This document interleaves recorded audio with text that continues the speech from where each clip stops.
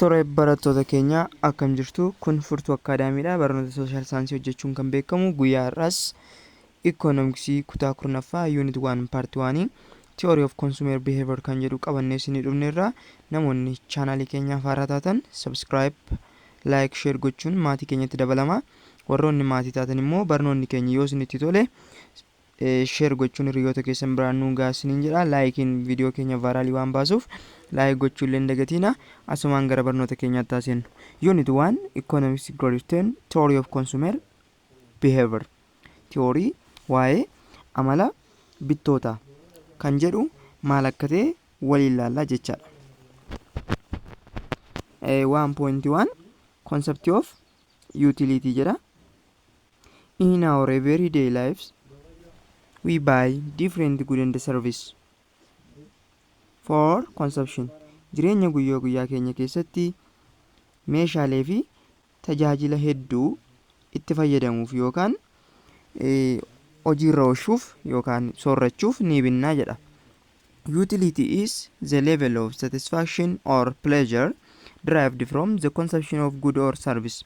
Utilitiin sadarkaa itti quufinsa yookaan gammachuu meeshaalee nuti itti fayyadamu binneerraati akkasumallee tajaajila nuti binneerraa argamu utility jedhama.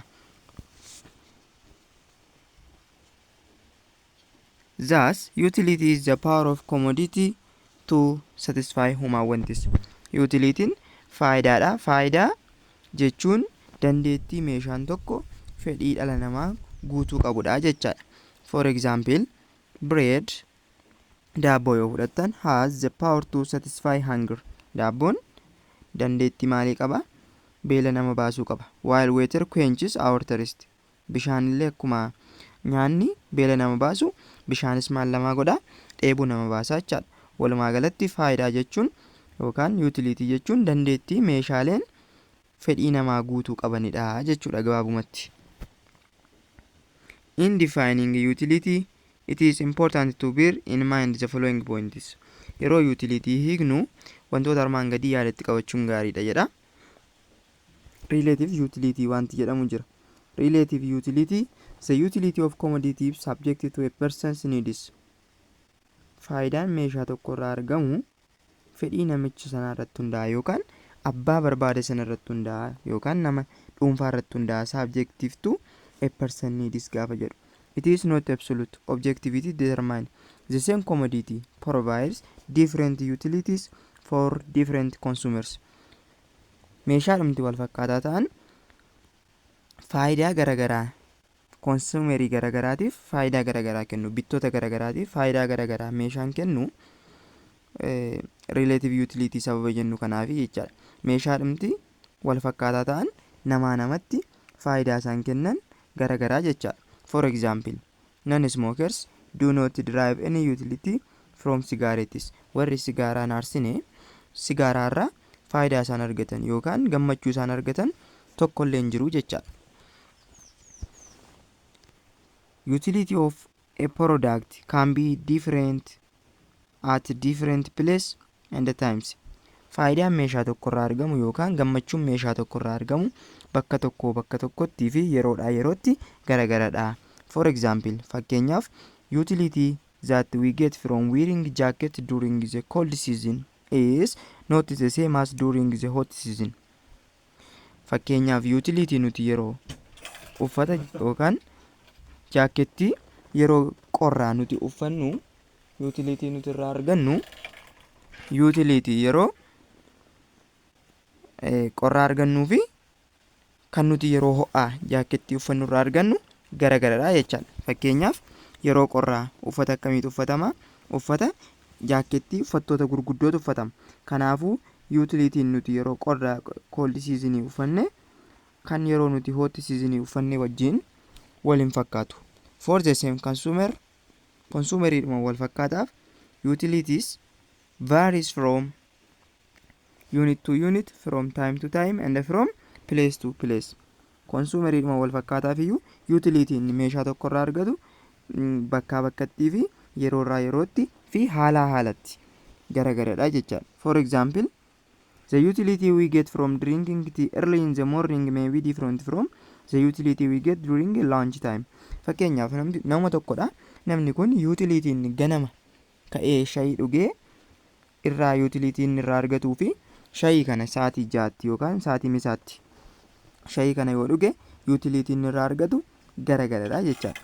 Utility and the usefulness are not synonyms. Utility fi usefulness in tokko miti. Usefulness is concern of product. Usefulness kan nuti jennu concern yookaan kaayyoo maaliiti productiti yookaan oomisha keenyaati.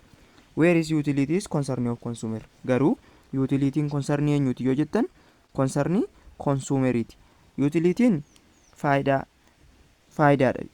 konsumeriin meeshaa tokko soorrate yookaan gammachuu konsumeriin meeshaa tokko soorrate irraa argatudha. Usefulness gaafa jennu garuu productichuma mataa isaatii jecha. Approach to measuring utility. Utility akkamitti measure gochuu dandeenya kan jedhudha. Since utility is a qualitative concept, it is difficult to measure quantitatively. But economists try to quantify into different ways: cardinal utility and ordinary utility. Utility'n bifa lakkoofsaatiin yookaan qualitative conceptii qualitative fi quantitative beektu. Qualitative jechuun hammaan kan ibsan jechaadha, hamma kan hin qabne. Quantitative immoo lakkoofsaan kan ibsamudha. Qualitative sila ta'eef utility'n economistoonni bifa quantitative kanaan measure gochuuf baay'ee isaan rakkisu. Garuu immoo economistoonni utility safaruuf yaada lama kaa'u. Yaadni lamni kun maalidha? Tokko cardinal utility, inni lammaffaa immoo ordinary utility dha jechaadha.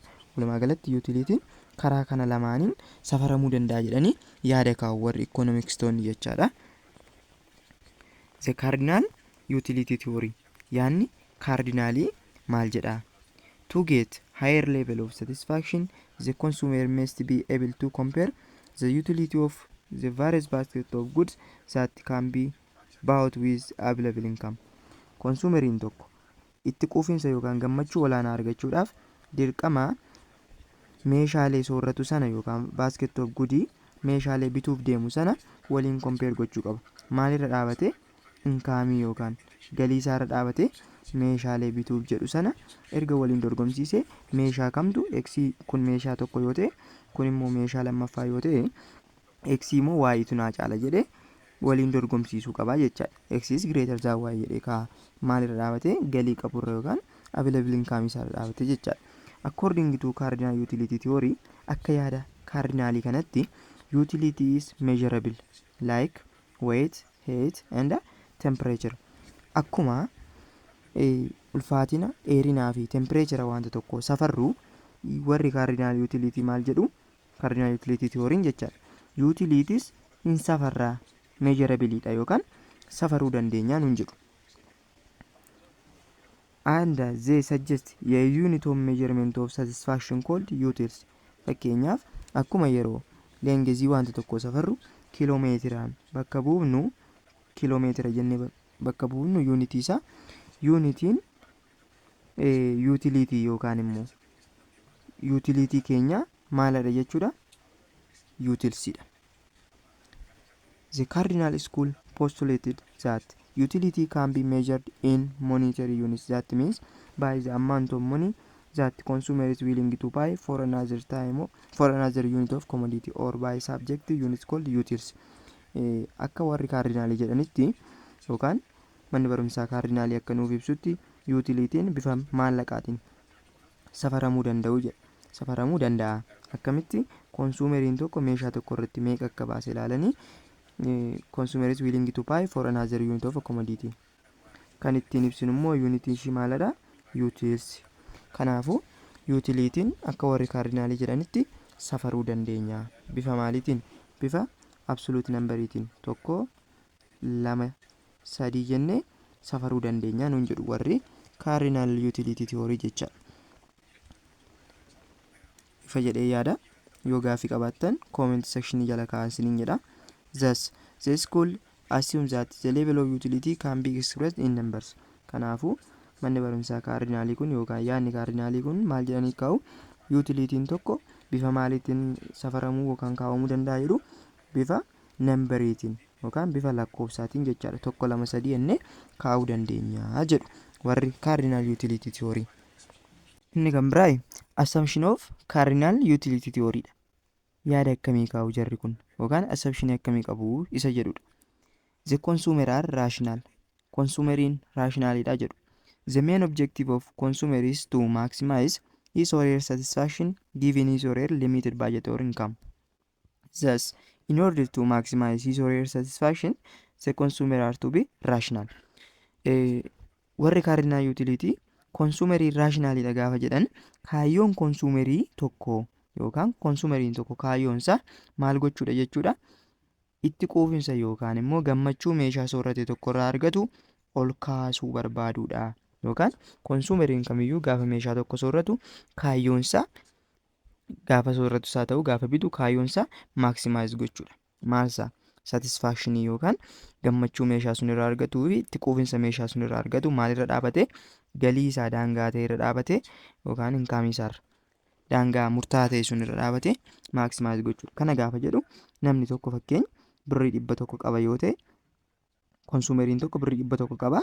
Kaayyoonsaa birrii 100 isaa kana fayyadamee gatii gabaa keessa gatii meeshaa gabaa keessa jiru sanaan irra dhaabatee meeshaa barbaadu bitatee gammachuu meeshaa sun irraa argatu maximize gochuudha. Kana gaafa jennu fakkeenya konsumeriin tokko birrii 100 qaba jenneerraa gatiin meeshaa tokko fakkeenya burtukaana yookaan orreenjii gabaarraa bituu deeme gatiin orreenjii tokko birrii 10 yoo ta'e namichi kun orreenjii 10 bitee 10 orreenjii 10 yoo bite maallaqni isaa meeqa ta'a? 100 ta'a jechuudha. Orreenjii 100 kana orreenjii 10 bite kanaan birrii 100 isaa fixateera. Gaafa kana gammachuu meeshaa sun irraa argatu ol kaafateera jecha. Gatiin orreenjii tokko birrii 10 orreenjii 10 bitate 10 baay'isuu 10 100dha. Yeroo kana meeshaa sun irraa gammachuu argatu maximize godheera jenna. Kun assumption consumer is rational jedhudha jechaadha. Fakkeenya barattoonni kutaa 10 ta'e warroonni entrance exam fudhachuuf jirtan warroota akkasii sirriitti dubbisuu qabdu jechaadha. Maaliif yeroo baay'ee kun gaafii qophaadha waan ta'eef baasuun illee waan isaan hin rakkifnedha jechaadha. Kanaafuu gammachuu isaa yookaan ishiinis ta'uu danda'a isa horii gaafa jedhu gammachuu isaanii ol kaafatu jechaadha. Maalirra dhaabatanii limited budget or income galii qaban yookaan baajata qaban isa daangaa ta'e sanarra dhaabatanii meeshaa bitan sunirraa satisfaction isaanii maximize gochuu jechuun consumeris rational jechuudha jecha. Inni lammaffaan cardinal utility. Kana gaafa jedhu immoo utility is a cardinal concept which means utility of each commodity is measurable. Utilitiin tokkoon meeshaa ishii maalidha jechuudha? Safaramoodha jechuudha cardinal utility gaafa jedhu. With the most convenient measure being money. Bifa maaliitiin immoo safarama yoo jettan bifa maallaqaatiin. Konsumeriin tokko meeshaa tokko irratti meeqa baase jennee kan nuti ittiin bifa maallaqaatiin safarru cardinal utility conceptidha jechaadha. Assumption isaanii keessaa kun isa cardinal jedhamudha.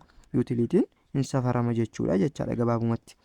Inni kan biraa constant marginal utility of money. Kana jechuun immoo the utility that one derives from each successive unit of money income remains constant. Utilitiin